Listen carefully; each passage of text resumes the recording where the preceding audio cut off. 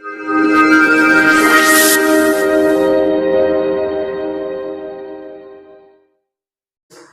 अपने last class के अंदर ब्लड ग्रुप के लैंडस्टेनर के द्वारा दिए गए एबीओ सिस्टम के बारे में पढ़ा था। आज हम उसी क्लास को आगे कंटिन्यू करेंगे। उसमें मैंने आपसे 2 प्रश्न पूछे थे। पहले 2 प्रश्नों के जवाब देख लें। यूनिवर्सल डोनर,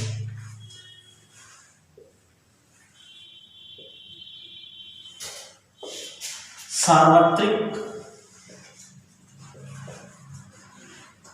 दाता और यूनिवर्सल एक्सेप्टर, सार्वत्रिक ग्राही, जो सभी को ब्लड दे सकता है। सभी को ब्लड दे सकता है ओ, और जो सभी से ब्लड ले सकता है वो है एबी। लेकिन लैंडस्टेनर के जो एबीओ सिस्टम को अगर हम और आगे देखें तो हमने ये पाया कि इन ब्लड ग्रुप को ध्यान में रखते हुए भी यदि हम किसी को ब्लड देते हैं या किसी से ब्लड लेते हैं तो उस समय भी कई बार हमें नुकसान होता है। तो इसका मतलब ये देखा गया कि एबीओ सिस्टम के अलावा भी ऐसा कोई फैक्टर है जो ब्लड देते समय या लेते समय हमें ध्यान में रखना चाहिए। तो उस फैक्टर को हमने कहा आरएच फैक्टर। आरएच फैक्टर एक प्रोटीन है जो रक्त कणिकाओं पर पाया जाता है।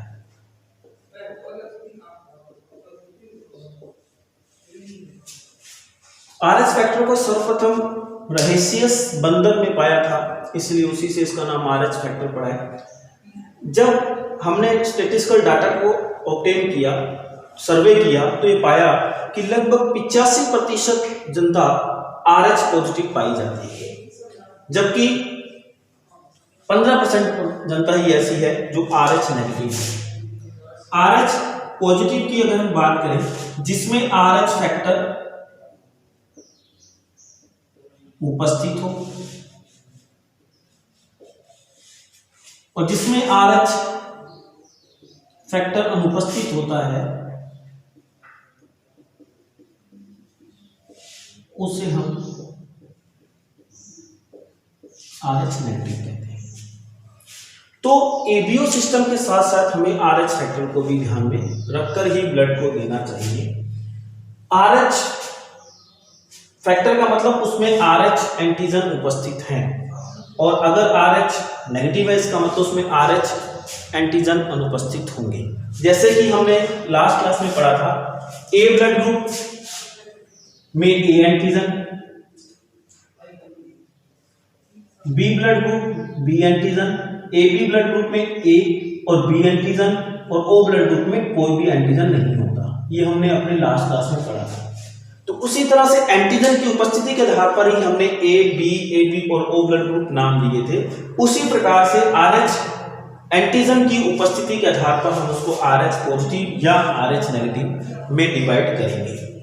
तो याद रखना कि आरएच फैक्टर अगर आरएच प्रोटीन उपस्थित है, एंटीजन उपस्थित है तो आरएच पॉजिटिव, अगर आरएच एंटीजन अनुपस्थित है तो आरएच नेगेटिव हो जाएगा। सामान्यतः ये बात याद रखना कि जब हम ब्लड देते हैं तो आरएच पॉजिटिव वाला आरएच पॉजिटिव को और आरएच नेगेटिव वाला आरएच नेगेटिव, या आरएच नेगेटिव आरएच पॉजिटिव और आरएच नेगेटिव दोनों को अपना ब्लड दे सकता है।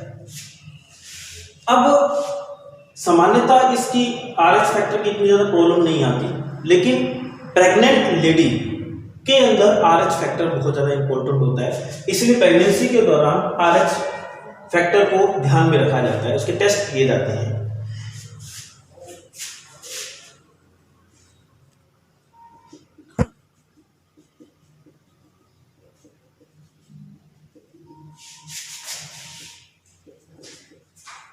अगर हम बात करें प्रेग्नेंट लेडी के अंदर, ये एक दुर्घटना होती है जिसको बोलते हैं इरिथ्रोब्लास्टोसिस फिटेसिस। इरिथ्रोब्लास्टोसिस फिटेसिस क्या होता है? यदि आरएच नेगेटिव महिला की मैरिज आरएच पॉजिटिव